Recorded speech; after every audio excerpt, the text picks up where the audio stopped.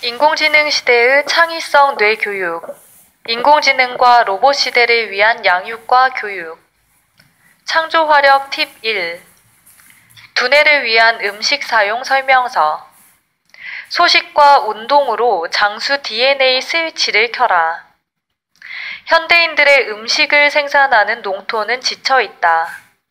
소수의 부족사회가 이동하면서 사냥과 채집을 하거나 화전민처럼 땅을 경작하던 때와는 다르다.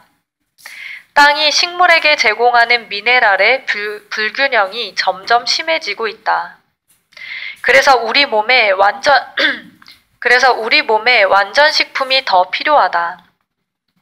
우선 반숙으로 된 계란과 멸치와 해조류가 뇌 건강과 치매 예방에 좋다. 앞의 세 가지는 현대인에게 부족한 것들을 보충해준다. 계란 노른자는 두뇌에 필요한 지방질을 주고 멸치와 해조류는 온몸에 필요한 미네랄을 준다. 특히 바다의 식품들은 땅에서 부족한 영양소들을 보충해준다. 농경사회 이후 지상의 곡물과 채소는 미네랄이 부족해져 왔다. 황사와 화산 폭발이 농토에 미네랄을 보충하긴 하지만 둘 다 재앙이다. 그래서 우선 바다에서 나온 전체 식품이 중요하다. 일본 원전 사고로 인한 방사능 오염 생선과 원재료가 오염된 수입 가공식품을 잘 피하면서 해물을 즐기자. 일본에서 수입된 해물들을 잘 구분하자. 두뇌를 위해서는 콜레스테롤과 모세혈관까지의 혈액순환과 마이엘린이 중요하므로 고지혈압과 고혈압약을 조심해야 한다.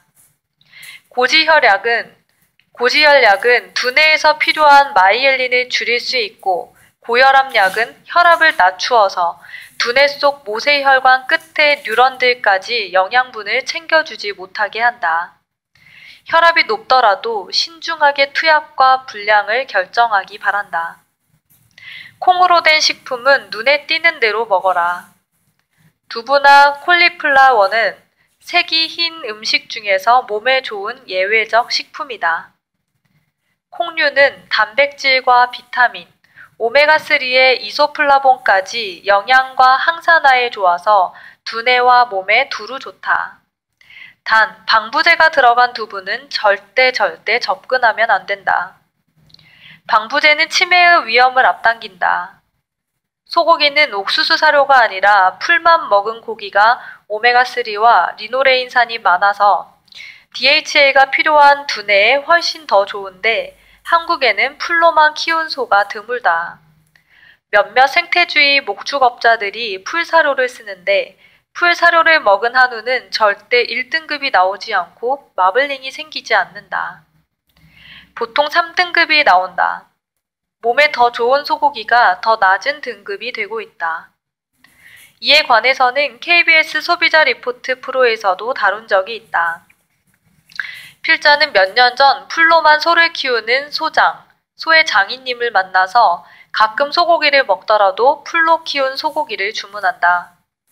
그는 원래 풀 사료 수입 전문가인데 소에게 곡물을 먹이는 관행을 바꾸고자 풀로만 소를 키우기 시작했다.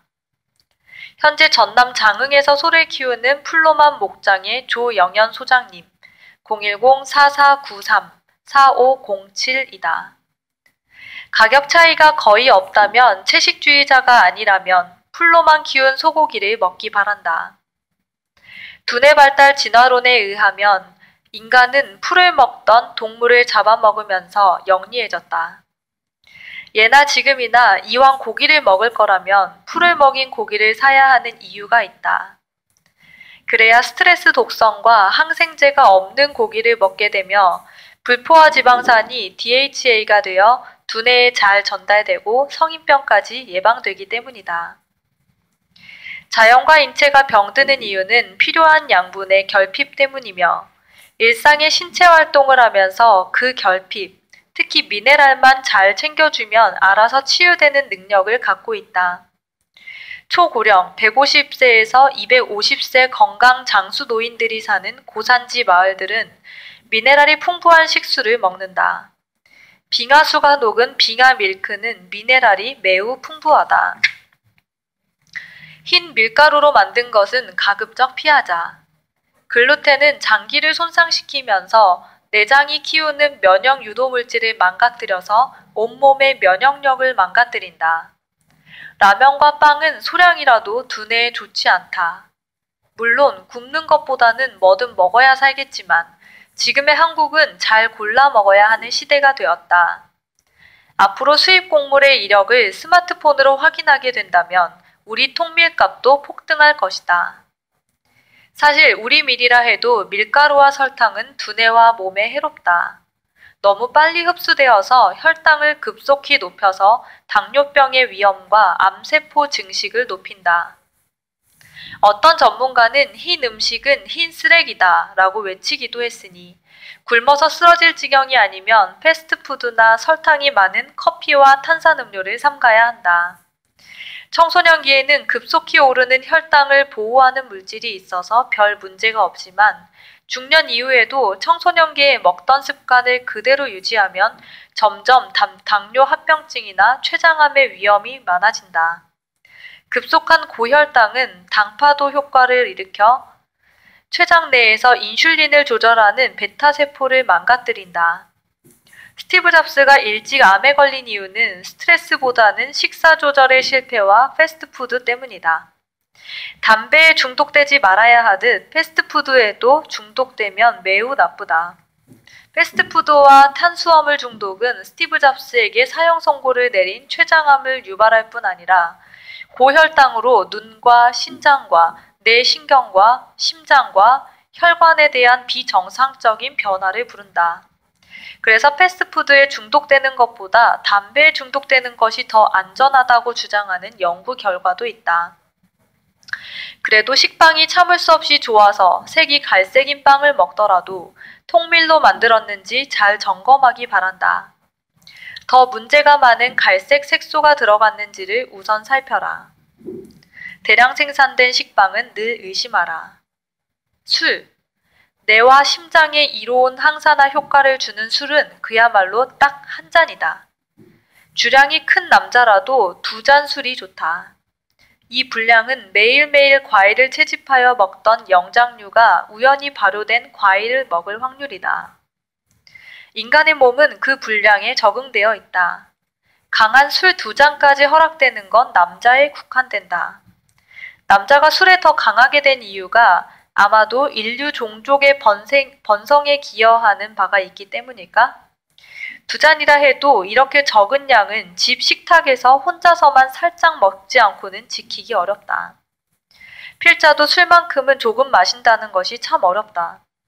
한 달 한 번 친구들을 만나 어울리는 즐거운 자리에서 술잔을 거부하기는 어렵다.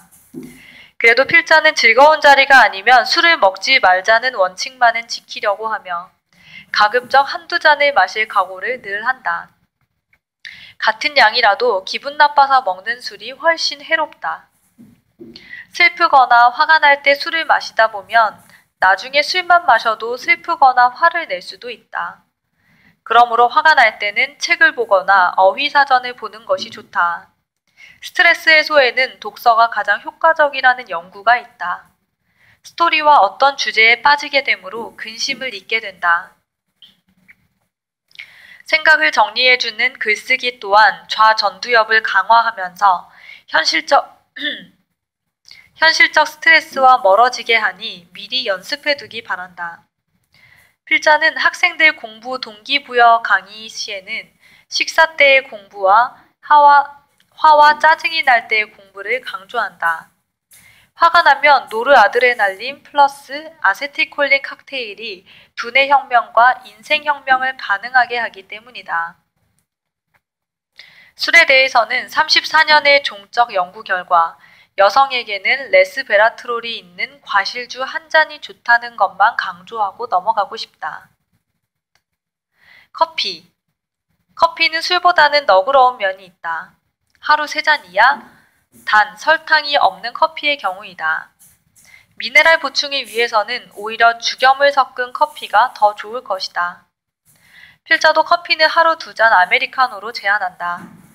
가끔 술 대신에 커피를 부드럽게 건배하는 문화가 있다면 음주량이 줄어들지 않을까 생각해 본다. 피곤한 상태에서 운전을 하는 날에는 운전 20분에서 30분 전에 커피를 마셔야 하고 공부와 업무가 많은 경우에만 진한 커피를 약처럼 쓰면 좋다. 두뇌의 신경 전달을 강화하기 때문이다. 그러나 모든 중독이 그렇듯이 늘 많은 커피를 먹으면 급할 때 마시는 카페인의 효과는 없다. 효과를 보려면 훨씬 더 많이 마셔야 하므로 건강을 해치며 다량의 카페인은 장기적으로 도파민을 줄여서 삶의 활기를 줄일 수 있다. 도파민이 만드는 배짱 지능은 자기 몸에 해로운 식품을 거부하게 하는 창의적인 지능이며 자기 몸에 부족한 성분이 있는 음식을 본능적으로 원하게 만드는 지능이다. 배짱 지능 GQ는 삶의 욕구인 코나투스나 리비도와 긍정적으로 연결된 기초적인 지능이기 때문이다. 진정으로 공익적인 자기계발의 뜻을 갖되 개인적 욕심이 없다면 포용과 기부를 실천하면서 배짱 지능과 창의성은 최고치가 되어 두뇌는 맑아지고 나쁜 음식은 거부하게 된다. 배짱 지능이 삶의 본능과 밀접하게 연결되어 있으면 포화 지방이나 트랜스 지방이 든 음식을 저절로 거부하고 생기는 넘치는 야채와 식물성 단백질을 원하게 된다. 이는 임신을 한 여자가 나쁜 음식을 거부하는 이치와 비슷하다. 순수하고 헌신적인 영혼을 품게 되면 순박한 음식에 호감이 가게 된다. 영혼과 두뇌와 몸은 어차피 하나처럼 움직인다. 그래서 영혼을 위한 사색과 두뇌의 웰빙을 위한 음식이 몸의 웰빙에도 바로 적용된다. 100세의 마라톤을 완주한 파우자싱 어르신은 혈액 나이가 40세, 골밀도가 30세라고 한다. 그는 건강의 비결 2가지를 말했다. 부정적인 사람들을 피하고 뭐든 할 수 있다는 긍정성을 가져라. 낮에는 일을 하고 밤에는 글을 읽는 임종철 어르신의 생활은 주경야독인데 운동과 공부를 동시에 하는 생활은 100세 노인들의 공통점이다. 자기주도 체험 습관은 가장 확실하게 건강한 100세를 예약하는 습관이다. 80세가 넘으면 근육도 줄어들면서 운동을 통해서 포도당 대사를 충분히 하기 어렵다. 따라서 머리를 늘 쓰는 버릇을 가진 사람은 많은 열량을 머리에서 쓰게 되므로 전반적으로 몸의 활력까지 유지할 수 있다. 장수의 6대 습관은 무엇보다 운동이 가장 중요하며 다음이 머리를 쓰면서 변화와 소통을 추구하면서 감정적으로도 풍부한 경험을 하고 규칙적인 생활과 소식을 하는 것이다. 소식은 특히 면역 기능과 인지 기능 유지에 중요하다. 우리 면역력 공장은 장이다. 장은 음식이 들어오면 소화에 신경을 쓰다가 소화시킬 음식이 없을 때 면역력을 강화시키는 작용을 한다. 그래서 세계적 면역학자 아보토오루는 하루에 16시간 정도 장을 비워두라 권한다. 16시간이면 저녁 8시에서 아침 10시까지다. 저녁 8시 이후에 먹지 말고 아침을 거르고 11시에 아점을 먹어야 한다는 계산이 나온다. 필자는 그렇게 살고 있다. 아내가 편하다. 점심을 걸으면 16시간이 나오지 않고 저녁을 걸으면 잠이 오지 않을 것이다. 시간을 어떻게 잡든지 최소한 12시간에서 15시간 공복을 실천해 보기 바란다. 신체가 깨어나면서 머리도 맑아지고 성인병이 저절로 나을 것이다. 요약하자면 운동, 소식, 융통성, 공부, 감성, 규칙적 생활이다. 필자는 그래서 5가지 원칙을 세웠다. 소울공업사다. 소식, 울력, 공부, 사업, 사랑 5가지를 영혼을 살찌우는 공업사인 소울공업사란 말로 요약했다. 약에 우리 건강을 맡길 수는 없다. 음식이 아닌 모든 약물은 정상적인 물질 대사를 교란하기 때문이다. 고혈압약은 불면증이나 부정맥 손발저림을 부르며 고지혈증 약은 통증과 호흡곤란을 부른다. 무엇보다 고혈압약과 고지혈증 약은 두뇌의 혈액 공급을 방해하고 신경세포에 쓰일 양분을 줄이므로 치매의 위험도를 높인다. 진통제는 천식을 부르고 변비약과 피임약은 부정맥과 우울증과 염증을 부른다. 약물은 우리가 일상적으로 먹는 어느 음식과 화학적 작용을 하여 예상치 못한 독성을 만든다. 어떤 질병을 알약으로 섣불리 치료하면 그 질병은 치료가 되더라도 다른 질병으로의 전환이 찾아온다. 질병 전환은 몸과 마음의 시스템을 고려하지 않은 모든 치료의 필연적 결과이다. 항생제를 포함한 모든 약은 당장 죽을 위기에서 수술을 하듯 신중하게 접근해야 한다. 부작용이 없는 약이라고 선전하는 것은 모두 사기라고 보면 된다. 물질은 세포벽의 수용체를 매개로 작용을 하므로 필연적으로 세포벽 수용체의 변화를 유발하여 물질의 대사 패턴을 교란하여 몸에 부작용이나 중독을 준다. 약물을 처리하는 과정에서는 독성이 남게 되는데 비타민제나 키가 크는 약은 발암률을 높인다는 연구도 있다. 지금 소식을 하는 효과를 준다는 라파마이신 등의 장수를 위한 약물이 개발되고 있지만 장수를 위한 방법은 앞에서 말한 소울공업사 습관만이 부작용이 없다고 본다. 자기 주도적인 공부와 하고 싶은 일만이 진짜 만병통치약이다. 약은 공부의 외제 동기와 같아서 결국 공부에 흥미를 잃게 하듯이 약은 건강의 원동력을 잃게 한다. 모든 약은 자동차가 예상치 못한 상황을 만날 때 긴급 출동 서비스를 부르듯이 최소한으로 먹어야 한다. 약이나 영양제, 건강보조식품에 의존하는 마음은 자신의 자생력을 무시하는 것이라서 결국은 면역력이 약해지게 된다.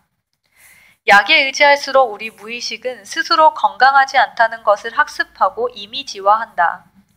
그리고 약을 먹어도 점점 다시 건강이 나빠지는 악순환에 빠진다. 고령자들이 무릎과 허리의 통증을 소염 진통제로 다스리면 혈압이 올라가고 잠이 잘 안 오고 지각이 둔해지다가 결국 암으로 간다. 면역학의 대가 아보도우르는 고령자 발암 원인의 80%가 소염 진통제 때문이라고 했다. 그래서 급성이 아닌 만성적 질환은 약보다는 음식 조절과 운동과 생활 습관으로 바로잡아야 건강과 장수에 도움이 된다. 약에 의지하는 것은 건강에 대해 부정적인 생각을 저축하고 질병 전환의 악순환을 부르는 짓이다. 우리의 부정적 감정과 염세적 철학은 스스로 체내에서 나쁜 콜레스테롤과 나쁜 코르티솔을 만든다. 두 물질을 계속 만드는 방식의 사고와 습관을 바꾸지 않으면 약은 소용이 없다. 약에 의존하는 습관과 소울공업사가 없는 생활은 면역력과 자생력을 떨어뜨리고 말년에 병원에 더 많은 돈을 주도록 자기 삶을 설계하는 것과 같다. Q&A. 엄마들이 Q&A가 아니다. 끊을까요? 네, 끊어야 되네.